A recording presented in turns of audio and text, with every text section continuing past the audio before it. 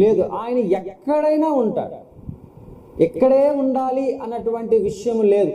అందుకే ఆయన ఆత్మ అనే విషయాన్ని మనము గమనించాలి, గుర్తెరగాలి. దేవుడు ఇక్కడే ఉంటాడేమో అని చెప్పి పరిగెట్టాల్సినటువంటి అవసరత ఏమాత్రమూ లేదు. దేవుడు హైదరాబాద్లోనే ఉన్నాడేమో, లేకపోతే దేవుడు మా ఊర్లో పలానా సంఘములోనే ఉన్నాడేమో అనేటువంటి అపోహలు మానుకోవాలి.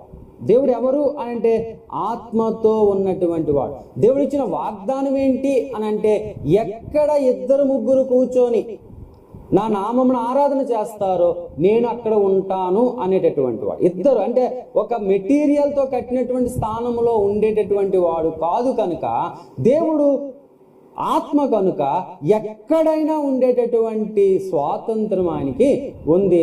ఎక్కడైనా నించొని ఆత్మతో ఆరాధన చేసేటటువంటి హక్కు కూడా మనకుంది అనే విషయాన్ని